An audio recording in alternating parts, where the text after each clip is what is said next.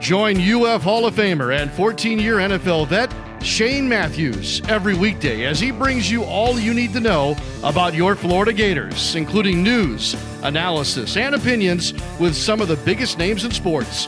Find us on Spotify, Apple Podcast, Google Podcast, or wherever you listen to your favorite podcasts, or watch us live at 8 a.m. on Facebook, YouTube, and Twitter.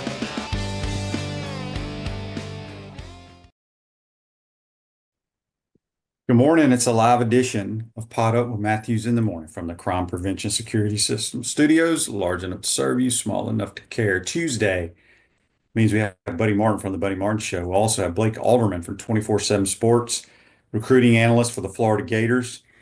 Give us all the updates on transfer portal news. A lot happening there around the country. We missed it last night. Cowboys lose to the Bengals 27-20 on a bonehead block punt. By touching it when the ball's downfield. You do not do that. Costs them the football game. Not a whole lot going on in basketball. I think the Gators play Saturday in Atlanta against Arizona State. This is like that period where they have tests, and it's kind of a dead period in college sports. Let's go to the Titan and More Hotline, courtesy of Comfort Temp, and we're joined by the host of the Buddy Martin Show. You can hear him Monday through Thursday, maybe even Friday nights. I'm not sure. He's your late talk sports host for the Gators, Buddy Martin. Good morning, buddy. How you doing? I'm your David Letterman to you, Johnny Carson. Yeah, good morning to you, Shane. I'm doing great. We're here now. What we wanted, we have the teams identified. We're going to play it down, and we're going to find out how the system works. We know we're going to have problems with it. We already know that there's issues out there. I will say this. There's no perfect system. It doesn't matter how many times they change it, how many teams they bring in. They'll no doubt have more than 12 in a matter of time, or even to that degree, how the games are played. I'm overall fairly pleased. I have some consternation, like everybody else does, about strength of schedule, what it means, what they say it was going to be. I don't think they knew what it was going to be. That's the thing about this, Shane. This is discovery. We're all learning about this together, and there's no perfect system. So I think we're on the right track. There are some things that need to be straightened out. I believe we have to answer the question, not who's the hot team, not who is the most consistent team, but who is the best team. That's really hard to do. And as we talked about last night, we picked all the games the first round on my show with you. It's going to come down to hope with the best teams. Right now, that looks to me like it could be Oregon and/or Georgia. Yeah, after being on your show last night, buddy, before I went to bed, I had some deep thoughts about the playoffs. Okay. Just kidding. Oh, you had me, man. I thought, great. No. Shane, I would become a deep thinker finally. No, real quick, before I get to my deep thinking, Andy's question on Facebook Live brought to you by Mel. Shane, how does a professional special teams player not know the rules on block punts? In the heat of the moment, man, people do crazy things, Andy. I guess he thought he could pick it up and run for a touchdown. I'm not sure, but it definitely hurt the Cowboys. All right, so my thoughts on the 12-team play. I love it. I want to expand it. I wanted to get it to 24 like the FCS, quite honestly. But, you talked about the strength of schedule, buddy. I get all that.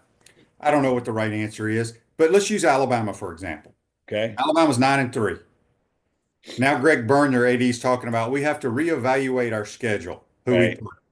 Okay, buddy, their 3 losses came within the conference. There's not a damn thing they can do about it. Yeah. You know what I'm saying? But you get multiple 3-loss teams. Then you start looking at your schedule. No, I understand, but I was kind of trying to be sarcastic a little bit too. No, I get it. You're right. Look, if I was an AD, I'm looking at this as a business proposition, among other things. I would say, man, maybe I don't play those 3 hard teams, and and that's the unfortunate part. It means that we'll never have a 9-game season in the SEC again. That was a dream that Saban had. Not going to happen. Who would want to play that suicidal schedule? And it means that the conference has kind of been devalued. But didn't they do that a little bit, Shane, when they started moving teams around the country and putting Oregon, the Big Ten, and all the other? They kind of did that. And let's be honest, they got themselves in a predicament by what they did 3 weeks ago, not last night. They really had no choice. They had a choice. They probably made the right choice in SMU. But let's face it, Alabama's a storied program. It doesn't seem right without them being in the playoff. I agree. The other thing that is interesting that I didn't think about either.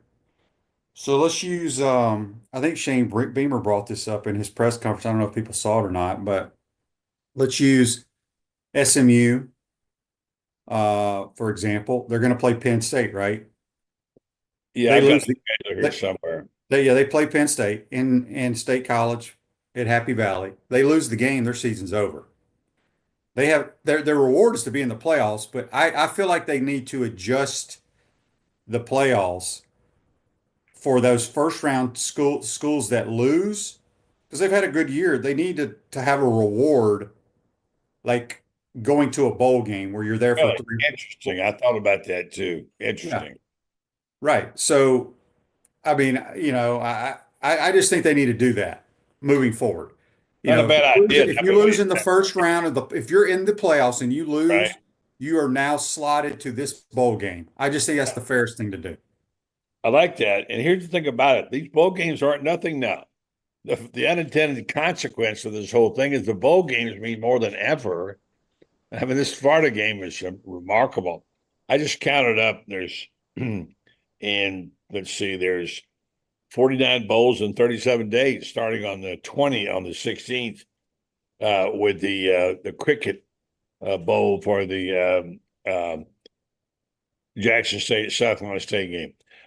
And look, here's the key. Also, keep in mind the bowl game fars in against Tulane on the 20th, the Gasparilla Bowl. That night the playoffs start. That night. I mean, you heard you at 3:30 the game kickoff, and then 8 o'clock at night you got here we go.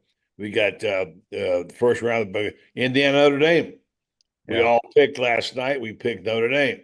Then you got 3 games the next day. Boom, boom, boom. SMU, Penn State. I believe. How did we pick last night? You remember we picked Penn State? I don't remember. We all can read on our picks. I'm not sure. Then we have Clemson, Texas. Texas got the nod there. And then we've got Tennessee, Ohio State, which is maybe the most interesting of the games. It's 8 and 9. And a lot of people think Tennessee's got a shot here because the program is going the wrong way. So we're going to have it on us before we know it.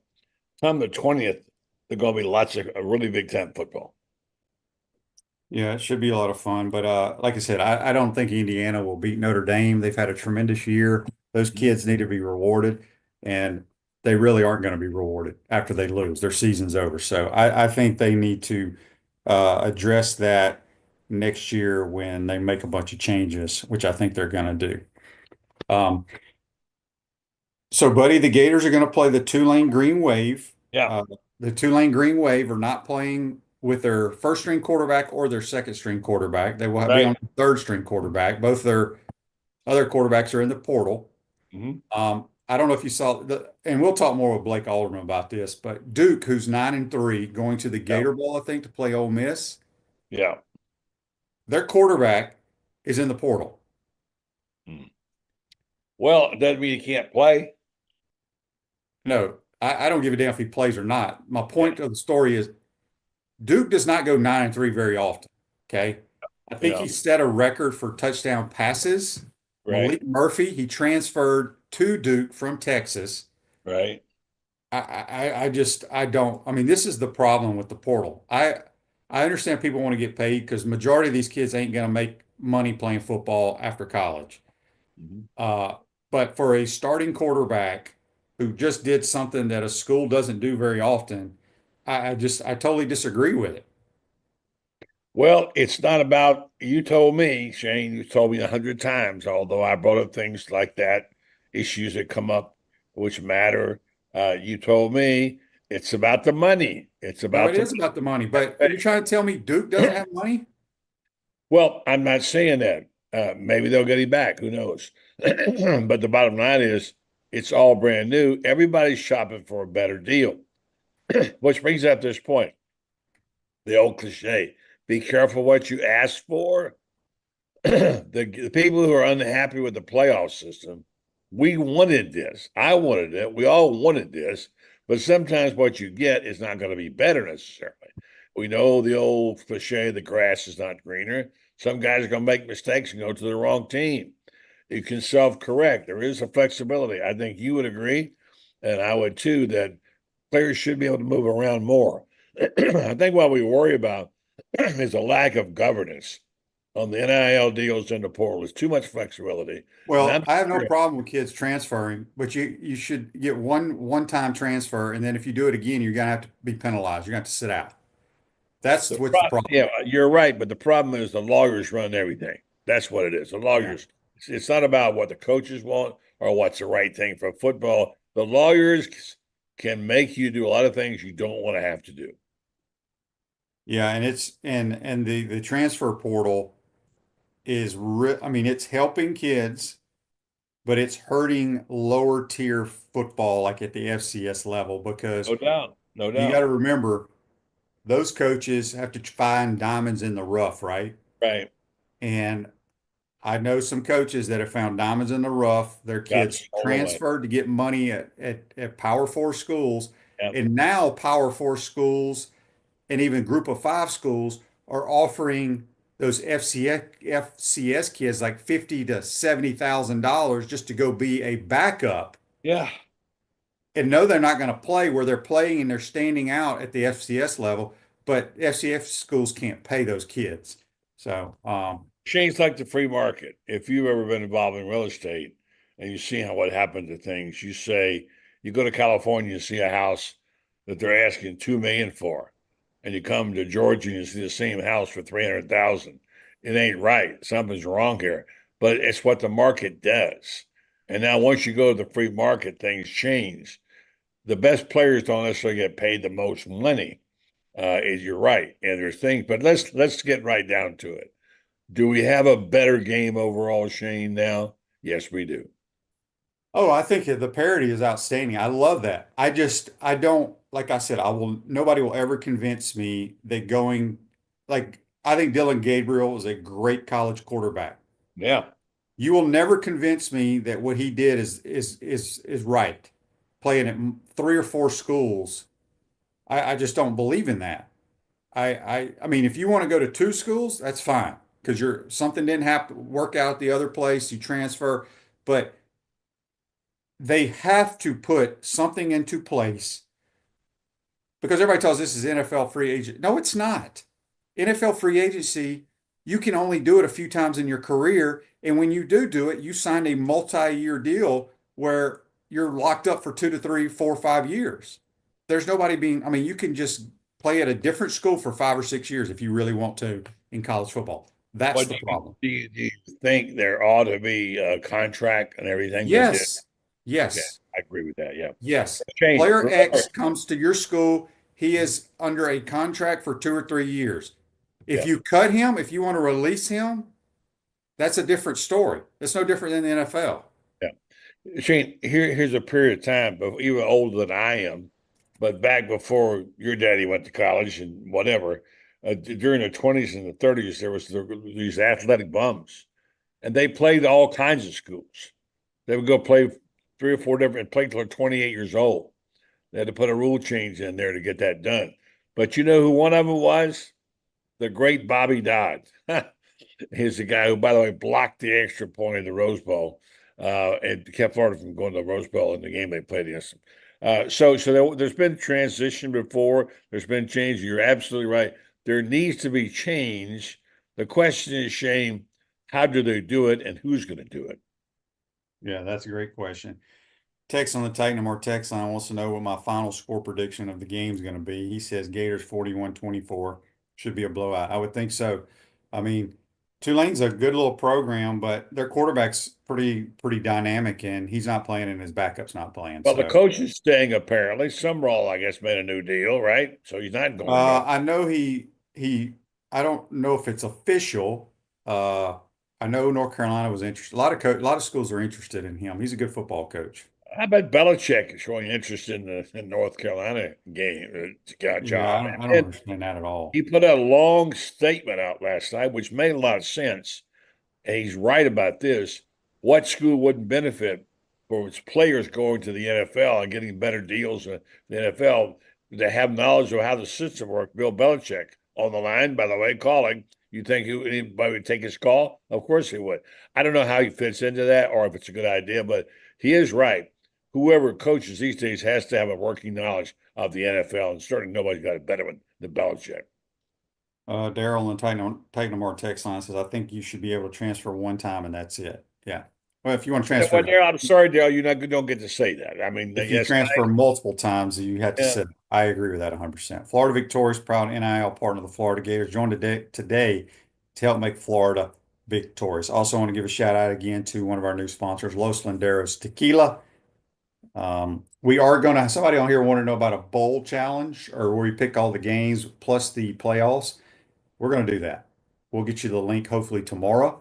We'll give out some prizes. How about that? We'll give out sounds some good. Buddy Martin signed Hey, autograph pictures. yeah, whatever you need, man. Nobody wants them, but I certainly can help you with that. Again, what is it? 49 bowls, right? I don't even know. Yeah, I love 49 it. in 37 days, I believe was what I looked at. Yeah. Interesting. I'm going to watch a lot of them. My interest has been rejuvenated in bowls for lots of reasons, not the least of which is there's some good looking players in some of those bowls that we don't know about yet. Yeah, there's a couple of questions on here talking about Carson Beck. I think Carson Beck's done for the year. Yeah. I'm no doctor, but I've seen multiple arm injuries when something like that happens. I do not think he will play. Um, Gunner time. It's gunner time. Gunnar Stockton is more athletic quarterback. I don't know if he's a better thrower.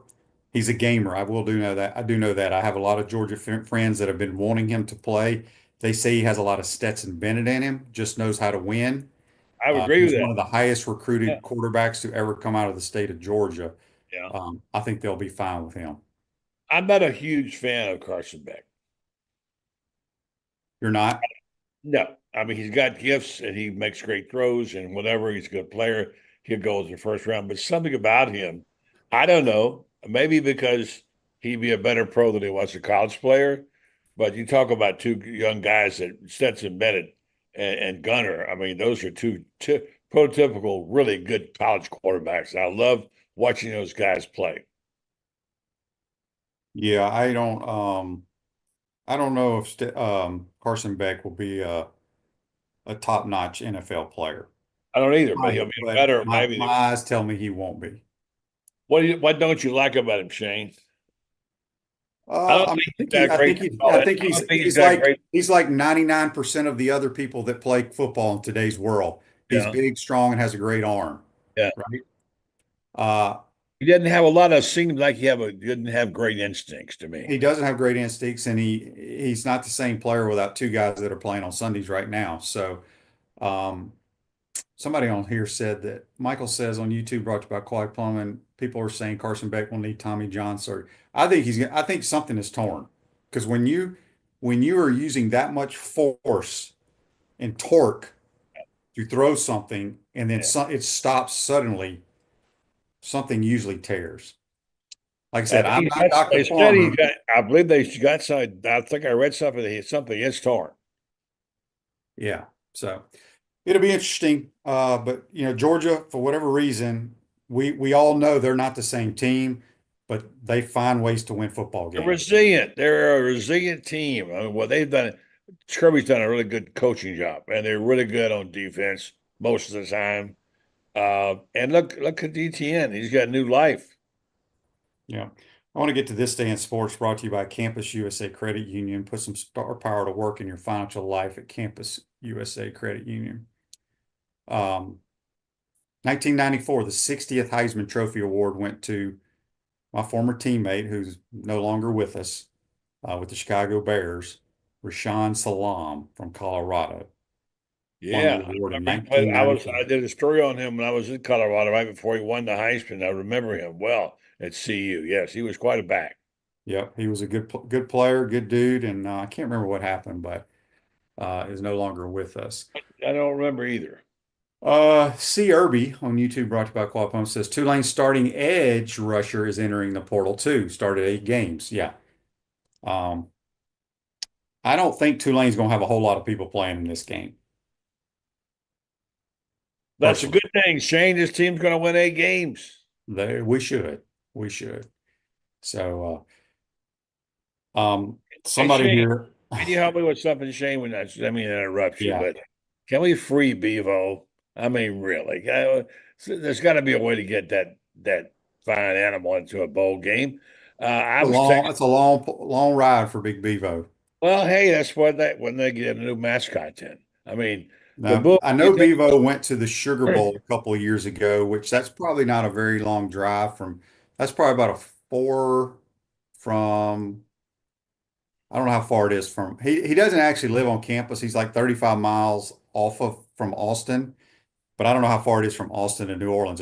he's not driving? He's going to fly him in there. Now that's 2,200 pounds of, Well, what are you going to do when you got things like? What about when Ralphie? What about when Colorado goes to a I think playoff? they load him up in a trailer too.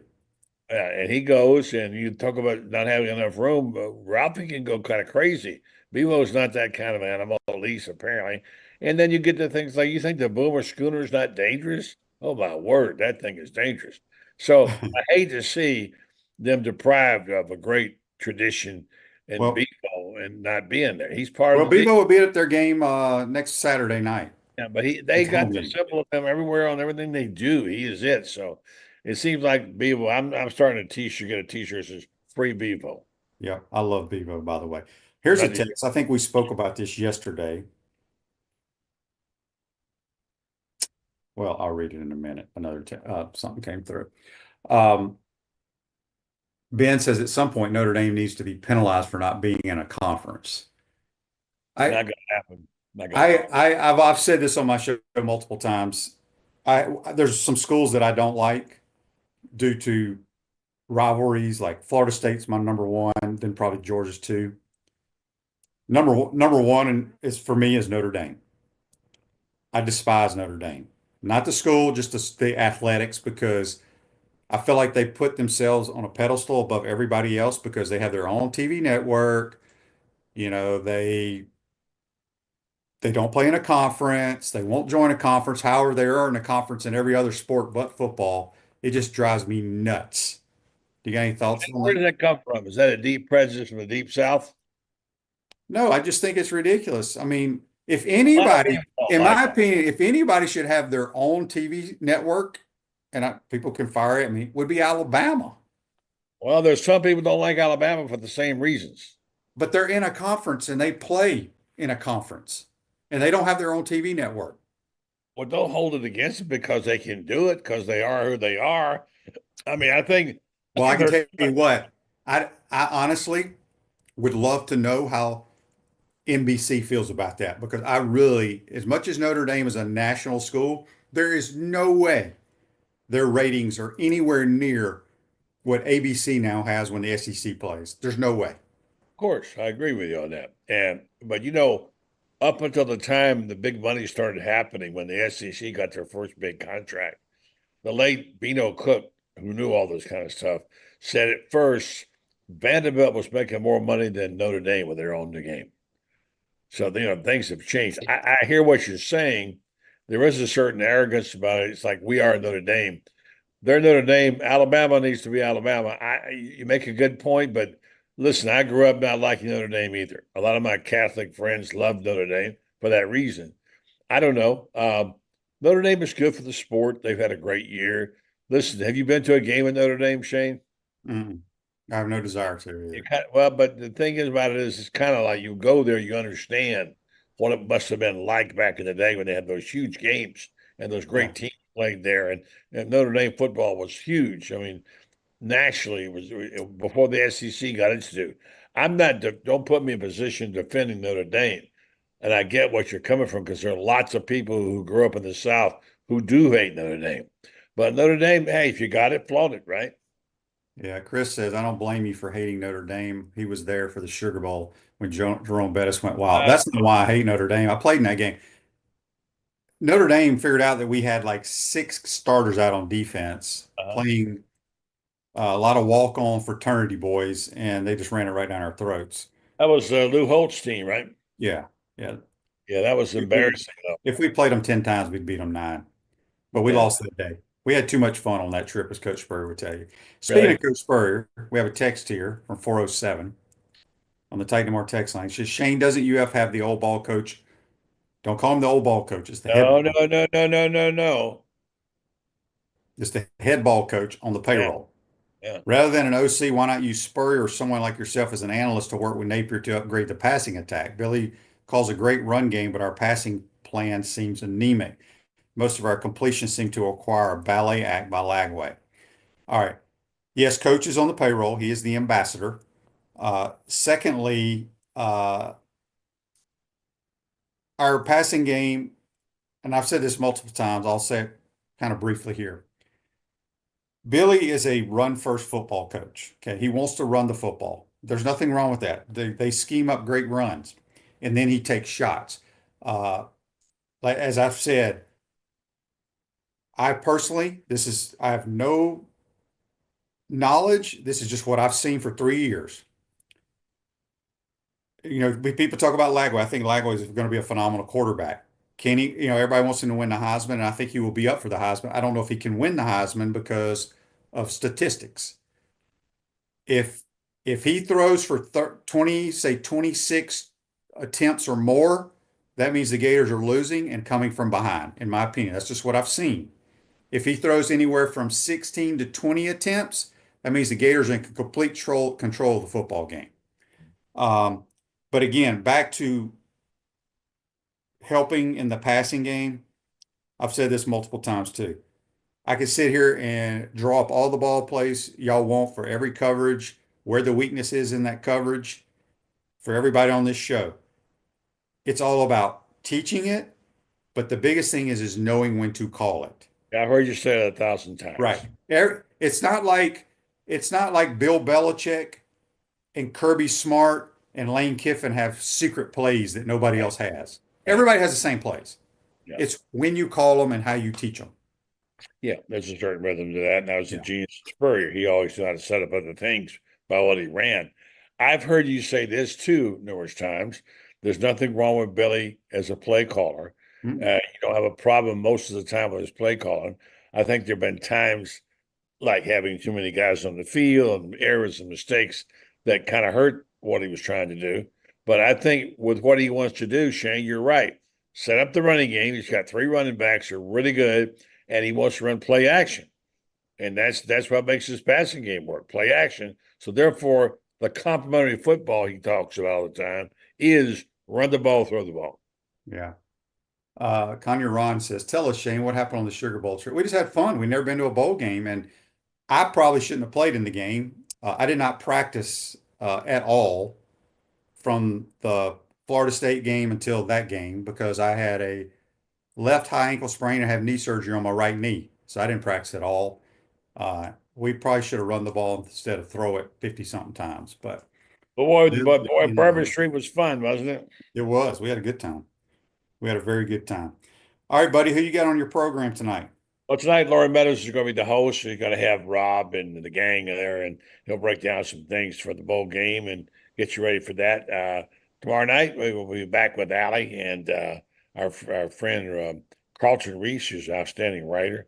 And we got a good program this week, so tune us in. We're on at 9 o'clock. Lauren will be carrying the ball tonight for us. Coach Lauren Meadows.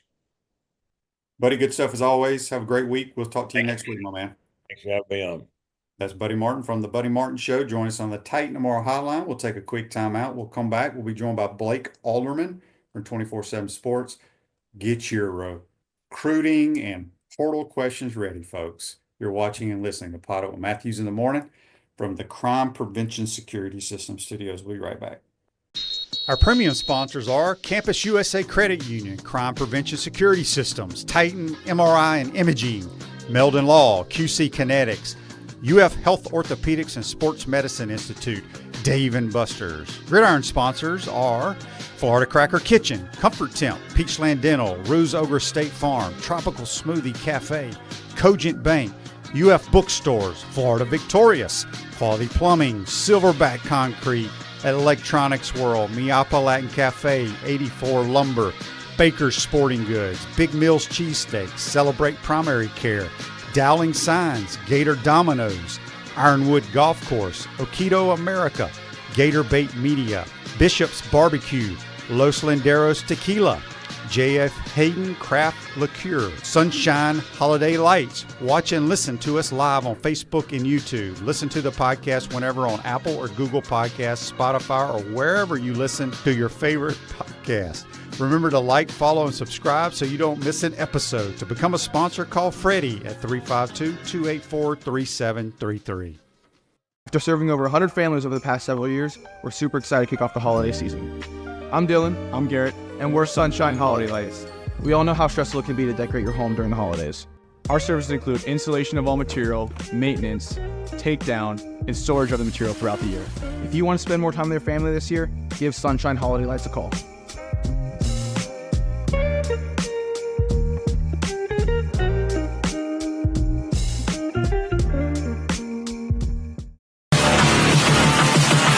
Unleash the Inferno.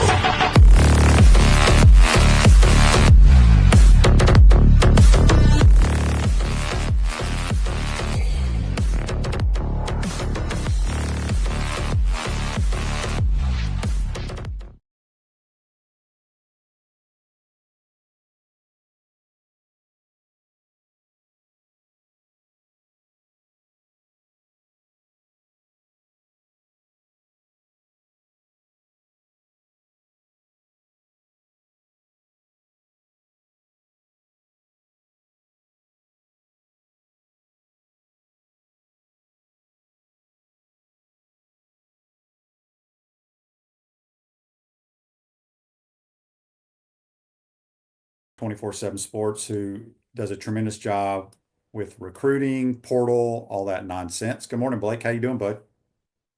I'm good. Portal season is among us, so it's kind of one of those 2-week stretches where it's really crazy, and it's falling right after the early signing period. So it was like the new schedule this year where they changed the dates of everything. Like there was like 3 days in between the early signing period and it's portal season, so it's not much of a chance to catch your breath. So it's been a busy month so far with how these guys were recruiting there at the end.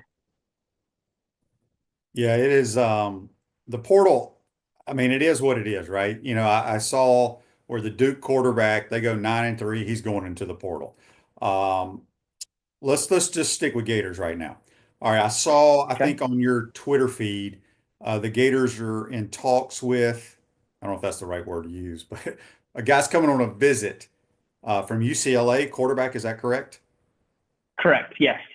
He is finalizing the later stages of an official visit, which should start on Wednesday. I'm not sure how long the visit will be because some of these guys typically take like a 1-day visit, a shortened type of visit, but it's Justin Martin. He is I think a redshirt sophomore quarterback right now from UCLA. All right. I saw also we've offered a couple of wide receivers from like group of 5 schools, I believe. What can you tell us about them?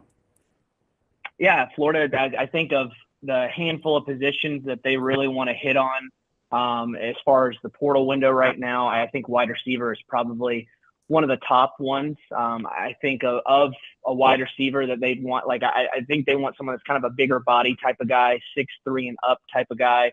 That was a position they really wanted to fill through high school recruiting. They had Joshua Moore committed for a couple months there in the 25 cycle. He eventually flipped to Miami. Florida kicked the tires on a couple different guys that are, those 6'5", 6'4" types of guys as far as high school targets. And Luis Tenkera was a guy that they did sign out of Texas. He's a guy that does have some size, but I don't know that he's someone that's going to really he's going to need a little seasoning. He's not someone that I think is going to come in and be right out the gate, make an impact. So far that what I've seen or what we know of, because a lot of portal guys don't always post offers or share offers. So it's sometimes trying to kind of figure out things. I always see a portal coverage as kind of like trying to find a needle in a haystack. So Chase Sowell is one guy from ECU that Florida has offered. And then Reggie Virgil, a guy out of Miami of Ohio, Florida has offered. So both of those guys have ties to the state of Florida. Reggie Virgil, he is from the Mount Dora area, which is, I believe, without looking at a map, and I lived in Florida my whole life, I should know this. I think Mount Dora is in between like Gainesville and the Orlando area. So he is coming off of a really good year. This past year, it's probably the year where he kind of made a breakout type of performance for Miami of Ohio. And he was offered by Florida. So he's got ties to the state. And then Chase Sowell, he's actually is from Gainesville originally.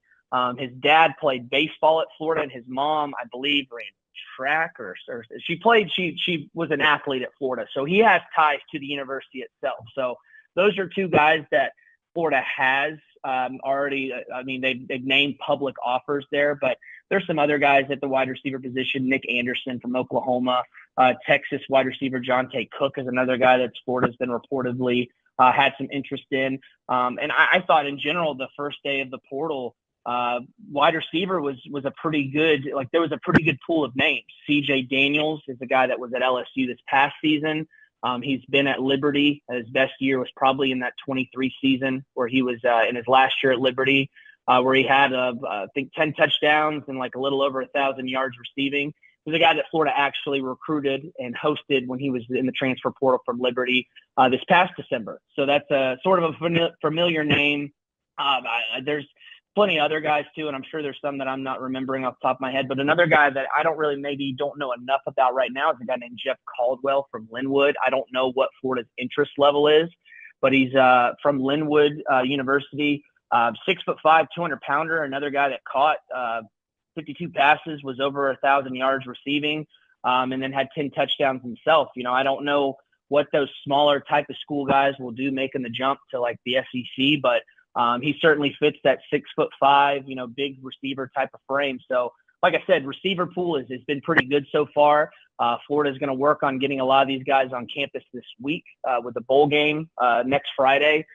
Florida should be in Tampa pretty much all week next week. So this week is kind of like the dash where you're going to see a lot of these visits take place. And Florida will actually, it's not a wide receiver, but a visit, kind of the first visit for Florida starting off this week is Keyshawn Silver. He's a former Kentucky defensive lineman. He's kind of a true nose guard type of guy. He'll be on campus starting today and until tomorrow. So Florida's already going to start off their busy week with Keyshawn Silver there. And then Justin Martin, like I said, finalizing a visit for Wednesday. It wasn't quite locked in, I guess, so to say, but it seemed like it was moving that way. So I would expect Florida's going to have a lot of guys on campus over the course of this week. And usually how the portal works, there's guys that maybe we didn't even know Florida's recruiting. They just kind of pop up on campus. So it's like I said, it's like doing a big puzzle all week. So it's going to be exciting. It's going to be busy for sure. Text on the Titan More text line from Hank. He says, is it true that Jeremiah Smith is in the portal, and does Florida have a chance?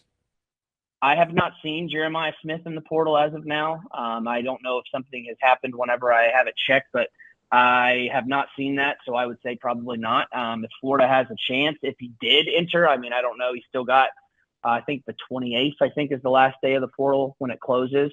I think they would take a shot. I think he's going to want a pretty sizable NIL fund, but from what I've seen so far, I've not seen him in the portal. Barone71 on YouTube, brought to you by Aquatic Plumbing, says, Blake, what do you know anything about Hunter Zambrano, top offensive lineman in the portal from Broward County? I do not. Okay. All right. I don't know anything about him either. So do you think, what we just talked about is, obviously receivers, they're looking at a quarterback. So many people on my program for the last couple of years are talking about interior O-line and D-line. You talked about the kid from Kentucky. Any other big fellows that the Gators have a chance at? I think as far as the offensive line, I don't know that interior offensive line is going to be a major area that they focus on. I think if there's someone that they view that can help them, I think they would probably not hesitate. It also kind of depends on scholarship numbers, who would maybe leave, who's going to stay around. So I think there's a bit of a sliding scale there. I think as far as offensive line, I think offensive tackle is probably one where they would really try to get a guy. And I think that they like the numbers that they've had on the offensive line, but you lose Brandon Crenshaw Dixon. He was like a one and done transfer guy for Florida, was the starter for most of the season there at right tackle. So I think they would like to have someone in there that's got some experience there, maybe like a 1 year, 2 year less type of guy that has had that experience to play, can kind of step in and, if not take that starting role, at least be a guy that can, be in the rotation as they work in some of these younger guys there. But I think defensive line, I think nose is probably like Keyshawn Silver is the only name right now that I know of that Florida's really trying to make a move with right now.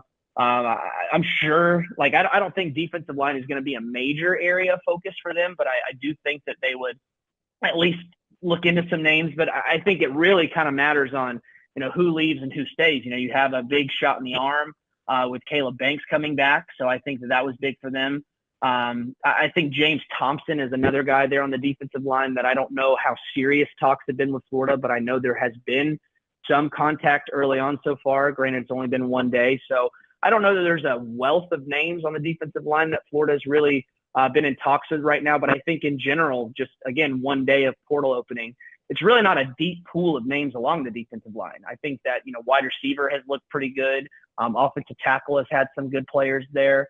I think safety and DBs, that's been a pretty good name pool so far of guys in the portal. Quarterbacks, but I think if you're Florida, it's a little bit harder of a sell because you're going to a quarterback. You're looking for a guy that's basically going to be DJ Lagway's backup. It's kind of a hard sell because quarterback is one of those positions where, yeah, those guys transfer a lot, but they transfer a lot because they want to play. So you're coming in there and you're saying, hey, man, like, how does it sound to be a backup to DJ Lagway? And, we'll see. Granted, Florida has had a lot of injuries at quarterback. This season right now, Lagway missed some time. Graham Mertz missed some time with injury. They've had Anthony Richardson have some injury, miss some games because of that in Napier's first year. So I think there is a little bit of proof of, injuries happen. So they want to have a guy that has some experience, could come in and be, kind of like a good option there as a backup, because again, it's going to be DJ Lagway's team, that keeps you from playing, a walk-on type of guy in Aiden Warner, or even a true freshman like Tramel Jones, who Florida just signed in the early signing period there on Wednesday. So I think that those are probably some of the areas where I think the name's a little bit better, but I think wide receiver, quarterback, offensive tackle, safety is an area where they want to address. And then I think defensive line, as far as maybe those interior type of guys, I think that's where they would want to take a move at. I think punter is an area where they want to try to get a guy that is maybe kind of a 1 year, 2 year type of guy, someone that's a veteran, because Jeremy Crawshaw leaves after this season. He's running out of eligibility. They just signed a guy at punter and Hayden Craig on the early signing period. But do you want to start a true freshman there at punter or a potential walk-on at punter right there? So I think they would like to get someone that's maybe got 1 year there, kind of a bridge gap type of guy between the 25 season and having Hayden Craig there in the waiting arms going forward. Text here on the Titan Amar text line from Johnny. He says, Blake, you cover a lot of recruiting. Has the feeling about the Florida Gators changed in the last month or so? And how do you think they end up in the portal? I think it has. I think whenever you have a quarterback like DJ Lagway, I mean, it reminds me of a lot of the years where Florida's had, a Tim Tebow type of guy or plenty of those like big name, like lightning rod type of quarterbacks. I think that a big time quarterback. And I remember like whenever I was kind of casually following recruiting, like when Tebow was coming to Florida as a high school guy, like he commits to Florida and then like the floodgates almost open of all these big time guys that are giving Florida a look. So I think that, the biggest question that I felt like, and this is going back to earlier this summer when Florida was doing a lot of these summer OVs, was that guys weren't really sure, is Billy Napier going to be there? Is his staff going to be there? Like, it was kind of like they were in a holding pattern coming off of back-to-back losing seasons.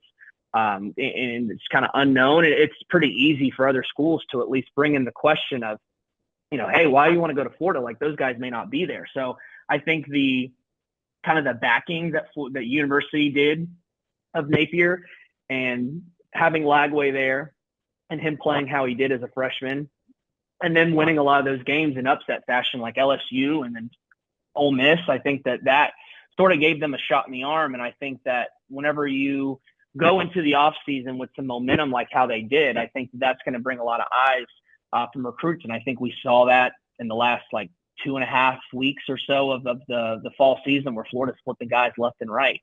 So I think that it was always kind of a deal to where even in the summer, guys really liked Florida. Like high school recruits liked Florida a lot. They liked the staff. I think the staff does a good job recruiting, building relationships. I think Florida has a lot of things to sell being in the SEC.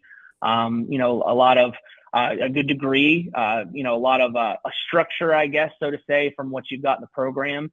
So I think there were a lot of positives. It was just, kind of a dark cloud hanging over them of, will these guys be there or not? Like, what is this staff going to be there? What's this team going to look like? So I think that that's helped them out a lot. And, I think it's hard to understand or see what they're going to do in the portal, just because portal is generally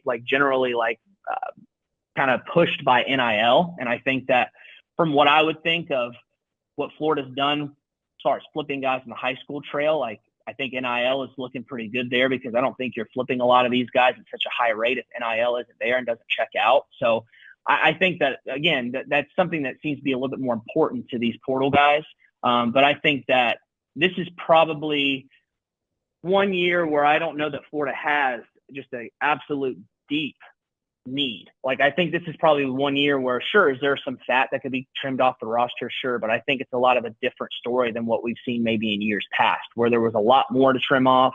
There was a lot more of a need in the portal. Not to say that they don't have some needs in the portal there, because definitely wide receiver, getting a backup quarterback, and all those positions, like I said, are important. But I think that it's probably too early to tell, because you have a lot of these visits that need to be taken. But I think so far that we're seeing Florida be a little bit more active quickly in the portal, where in years past, maybe they're a little bit slower to the punch there. And I don't know if that's because they're going to miss a week next week with the bowl game prep and all that, but we're seeing a lot quicker. And I feel like that's what you need to do in the portal. This thing moves so fast. Like, in high school recruiting, typically you want to have the last official visit. You want to get the last say.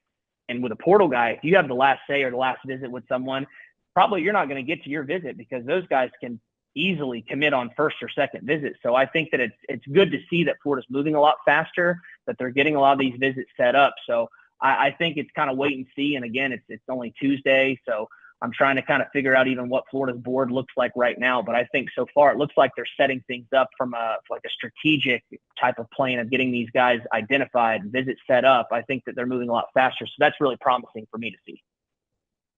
Text here on the Titan MR text line from Eric. He says, out of these signees from last week, who do you think will have the biggest impact for the Gator football team next year? I think Lagonza Hayward, the 4-star safety out of Toombs County there in Lyons, Georgia. I think that that's one that really stands out the most to me. And I think that just because Florida, we saw that they went heavy portal last offseason at the safety position. I think they've got some promising young guys there, but I think that it's probably one of those areas to where that would be my bet of someone that's going to make an impact earlier. I think that Lagonza Hayward, he's already got the size. I mean, that was a pitch to these guys. And, it's not crazy to think that most college coaches are sitting there telling most guys that they're going to make an impact early. But I believe it with that one. I mean, he's got the frame, he's got the maturity, he's nasty, he's physical. So I think safety was one where they needed someone to come in quickly and be in that rotation. So that's the one that jumps out the most to me as far as their high school signing class. Okay, and we had a question. You kind of addressed it. I had a lot of people last week especially talk about how Florida took too much time in the portal. I hear what you're saying and what the fans are saying, but also people have to take their orange and blue glasses off, because the Gators aren't the only people offering money or having these kids come visit. They're looking for the best offer, the best situation for them. But you're saying that you feel like Billy Napier and the staff have moved faster this year in the portal than they did last year? I would say so. I think that's kind of been the biggest gripe as far as portaling. I think when you kind of look back in hindsight, yeah, and I'm talking past years, that they have taken a long time. But I think that a lot of the guys, and I think especially this past offseason for Portal Hall, a lot of those guys, like, I don't really think many people thought George Gums, the guy that was a former tight end from like Northern Illinois or some where he was at, was a relative unknown, made the switch to like that edge stand-up type position. Like, I didn't expect him to have the impact that he made later in the season. So I think they've got a really good eye for identifying talent. I think not every portal guy is going to hit, because for every George Gums type or even a JUCO guy like Jacoby Jackson, like, those guys I think have hit so far. But, for every one of those, there's a guy like a Deuce Spurlock that maybe didn't make an impact out of the portal, someone like that. So there are some misses and there are some hits, but I think they've done a good job identifying talent. So I think that that's kudos to them on that. But, portal is it's a different type of beast. You can't take the time to sit there and evaluate this crazy deep evaluation process, because you can wait to, identify or push for someone. But, if you wait X amount of days for someone to really make your push, that guy could already have all of his visits set up. And, even if you do get a later visit, that guy could easily commit to a, school on his first or second visit, like I said. So portal recruiting, there's some similarities and there's some differences to high school recruiting, but it's just a lot more of a faster pace. And that's because these guys are quickly trying to get enrolled somewhere for spring semester so they can get ready for spring football, find where they're going to be. So I think that in general, from what I've seen so far, I don't know that we've seen many guys that were getting offers or claiming offers or setting up visits as quickly as we have this year. So I think that it's good to see that Florida's really setting up these visits with these guys. They're really hitting the ground running. And like I said, I don't know if that's just because they don't have a second week with the bowl prep. They'll be in Tampa for the most part of all next week. I don't know if next weekend that they would have some time, because the bowl game's on Friday. If they would have, I think it's the 21st and the 22nd of time to host these guys on visits. Because like I said, they'll be back from the bowl game. So I don't know if it's just that this week is just one where they're a little bit more on crunch time, but either way, it's promising to see these guys are moving kind of with their hair on fire, getting these guys identified, getting these visits set up, and really starting to kind of make their press. All right, last thing for you, we'll get you out of here. Jesse's text on the Titan More text line is, Blake, will we have any surprises in the Gator Nation that someone will go into the portal in the next few days? I don't know. I mean, I think a surprise is, it's supposed to be a surprise. I think that in the portal, you really kind of have to expect the unexpected. You never know what, school could be trying to poach one of your guys. As much as I think Florida made a big improvement this season, they still have, let's see, what was it, 7-5 finish this season? So, I mean, there is a big dog going to come in and, try to identify some of these guys that are young and making promising talent and promising strides on the field. Could someone come in and start poaching someone? Or could, Florida start recruiting some guy in the portal and, someone on the roster feel some type of way and decide to move on? Like, there's a lot of remains to be seen on that. Like, I don't have anybody that I'm really tracking that would be a big surprise that, there's been rumors or whispers of them going in the portal, but, surprise is surprise. I think for me that, like, I'm sometimes surprised when I see things just like a fan or anyone else would see too. So there's nobody that's on my radar right now. But like I said, the portal season is kind of the Wild West. So, I think you always kind of have to expect the unexpected. Yeah, good stuff as always. Let everybody know how they can follow you and if y'all have any specials going on right now. Yeah, Swamp 24/7. It's Florida's 24/7 sports site on the network. I believe we're running a 50% off for like your first year right now going on. I'm not sure how long that's going on for, but we're running that right now with portal season as busy as it is. Bowl game, like I said, next week. So we go into that, and portal season's busy. It's a talent acquisition season there. These guys, a lot of the guys in the high school class that are planning to enroll early will actually be there to participate in bowl practices. So we'll be tracking that. We'll be tracking any leftover guys from the 2025 class if they want to recruit into February signing day. And portal season's kind of the thing that's driving my life right now. So it's recruiting never sleeps, and that means that I never sleep either. So it's going to be a busy couple weeks. Great stuff as always. We appreciate your time, Blake. Happy holidays to you and your family, bud. You as well. Thanks for having me on.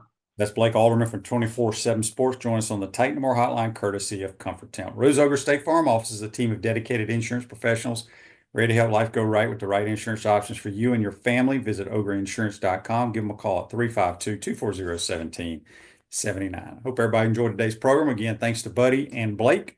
Have a great day. We'll see you tomorrow. Take care.